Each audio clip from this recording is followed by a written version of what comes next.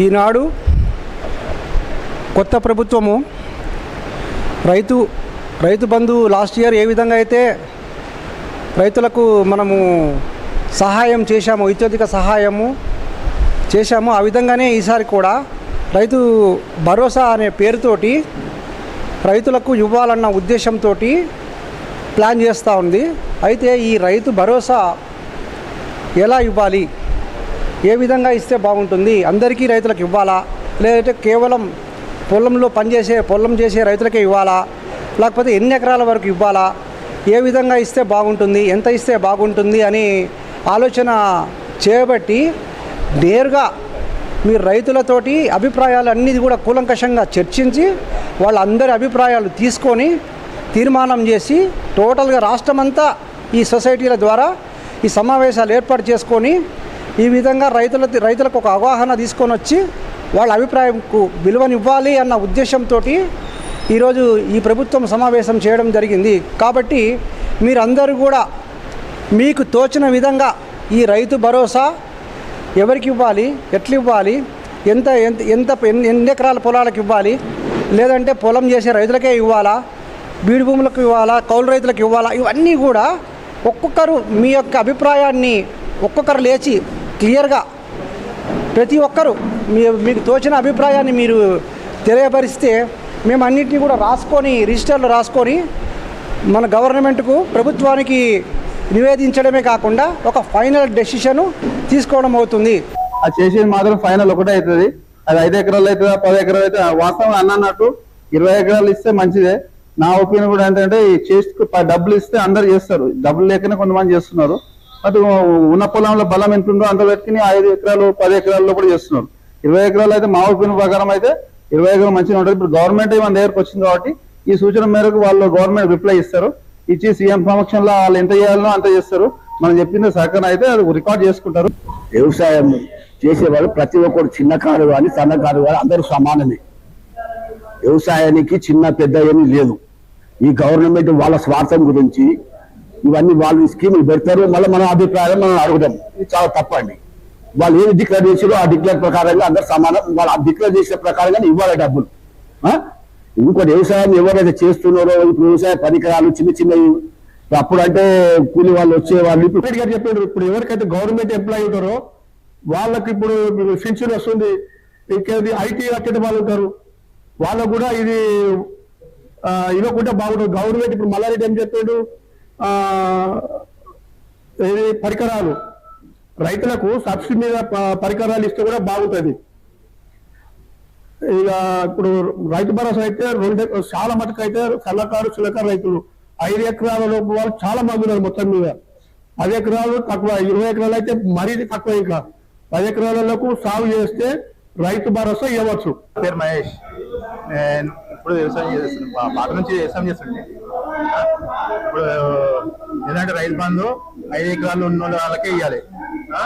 ఉన్న బీడి పొలాలకు 1000 ఎకరాలు ఉన్న 100 ఎకరాలు ఉన్న వాళ్ళకు గట్టి సృష్టిగా వ్యవసాయం పని చేసుకుంటే వాళ్ళకే భరోసా ఇవ్వాలి, రైతు భరోసా చేసుకోవడానికి ఇవ్వాలి.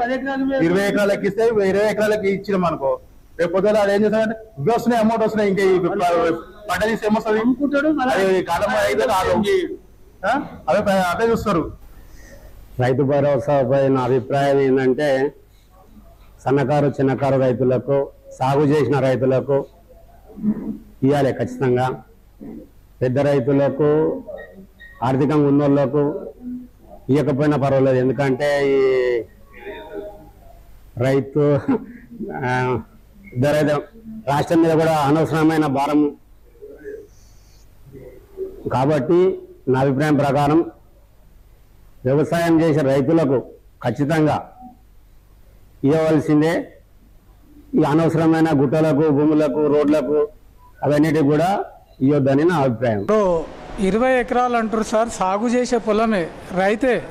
20 ఎకరాలు అంటే ప్రతి రైతుకు కూడా ఇప్పుడు ఉన్నారు, ఇప్పుడు రెడ్డిల దాంట్లో ఉన్నారు, మిగతా వాళ్ళ దాంట్లో ఉన్నారు. ఈ పరిస్థితులను బట్టి దాన్ని కూడా కాస్తు చేస్తలేరు. ఎందుకు లాగోళ్ళు ఎక్కువై కూడా ఒక్కొక్క మనిషికి 2000 3000 అంటే ఇక గోసులే మిగిలినాయి. వ్యవసాయాలు చేస్తే ఇప్పుడు చెప్పుకమే తప్ప కానీ వ్యవసాయంలో ఏం మిగిలవాట్లేదు. కానీ ఖచ్చితంగా 20 ఎకరాల నుంచి ఈ కింది వరకు దాకా అయితే వాళ్ళకి ఖచ్చితంగా కౌలు రైతు ఇవ్వాలి. కౌలు రైతు అంటే ఇప్పుడు పొలం ఉన్న వాళ్ళకేమో ఇప్పుడు ఏంది రైతు భరోసా. ఇప్పుడు ఈ ఇప్పుడు కౌలు చేస్తారు కదా సార్, వాళ్ళకు మద్దతు ధర చేయాలి.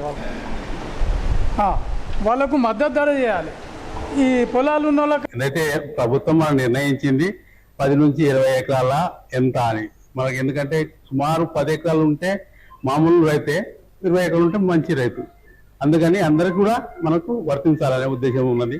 ఇంకోటి, ఏదో పంటలు పెట్టుకుంటున్నామో దానికి సబ్సిడీ ఏమైనా ఇస్తుండ్రా, లోన్లు ఏమైనా ఇస్తుండ్రా, దాని గురించి ప్రత్యేకంగా అవి కూడా మనకు కావాలి. ఎందుకంటే ఇప్పుడు మునగ తోట పెట్టుకుంటే 94,000 రూపాయలు గవర్నమెంట్ ఇస్తుందంట.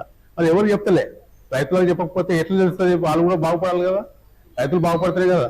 వాళ్ళు కంది పెట్టుకోవాలంటే వాళ్ళు ఏదో సాయం చేస్తారు, విత్తనాల్లో ఇవో సాయం చేస్తారు. అది కూడా మన ఇళ్ళలో ఇప్పుడు ఈ సంవత్సరం అయితే ఎవరు రాలేదు. ఎందుకంటే అవి కూడా రావాలి. ఎందుకంటే ప్రతిదీ కూడా గవర్నమెంట్ ఏదైతే ఇస్తుందో అది ప్రతి ఒక్క రైతుకు తెలవాలంటే వారానికో నెలకు ఒకసారి రైతు వేదికలో మీటింగ్ జరగాలి. నిజంగా వ్యవసాయం చేసేటోళ్లకు ఆ భూమి సాగు చేసేటోళ్ళకే 5 ఎకరాల వరకు వేయాలి, మిగతా వాళ్ళకి వేసే పరిస్థితి లేదు. అది నిజంగా భూమి సాగు చేస్తేనే బీడీలకు మాత్రం రైతు బంధు వేసే పరిస్థితి లేదు. 1 పంట 2 పంటలు ఎరికెళ్ళేస్తాయి, 1 పంటకి బాగానే 2 పంటలు ఎరికెళ్ళేస్తాయి. పునాస పంటకి వేయాలి, 2 పంట ఏదేస్తారు, వానవుడిని ఎట్లా పంట పెడతారు? అది బావిగా ఉంటే ఏమైనా ఉంటే బావిలో కాదు చేస్తే లోన్ ఇవ్వండి, సబ్సిడీ ఇవ్వండి, ఇథనాల్ ఇవ్వండి, డబ్బా ఇవ్వండి, కాగితం ఇవ్వండి, సంవత్సరానికి ఆ రకంగా ఇవ్వాలి అంతే. మన ప్రజాసేకరణ అవసరమే లేదు. 20 ఎకరాల వరకు ఇవ్వాల్సిందే, ఖచ్చితంగా 20 ఎకరాల లోపలికి చేయాల్సిందే. ఖచ్చితంగా వీళ్ళు సాయం చేస్తే ఖచ్చితంగా రైతులు వ్యవసాయం చేస్తారు. వీళ్ళు అన్న ప్రకారం ఇస్తే రైతు వ్యవసాయం ఖచ్చితంగా సాగు చేస్తాడు. పైసలు లేక కూడా సగమే చేస్తుండొచ్చు, సగం పడవ వేయచ్చు. వ్యవసాయ కూలీతో వెట్టజాలక సగమే చేయొచ్చు. మొత్తం నువ్వు అందరి ప్రకారం ఇస్తే మొత్తం సాగు అవుతుంది. సరిపోక కూడా కొంచెం బీడ చేయొచ్చు, కొంచెం సాగు చేయొచ్చు. తోట లెక్క, కాయగూర లెక్క, దేనికన్నీ అది వాస్తవానికి కరెక్టే. ఇప్పుడు కొంతమంది ఏంటంటే ఈ సోరకాయలు, కాకరకాయలు, ఈ బీరకాయలు ఇట్లా తోట కూడా పెడుతున్నారు. అది కూడా రైతు కిందనే వస్తుంది, రైతు చేసే పని. అందుకని ఇవన్నిటికి కూడా రైతు అన్నప్పుడు అన్ని పంటలకు ఇవ్వాలి. మరి 20 ఎకరాలకి ఇవ్వచ్చు.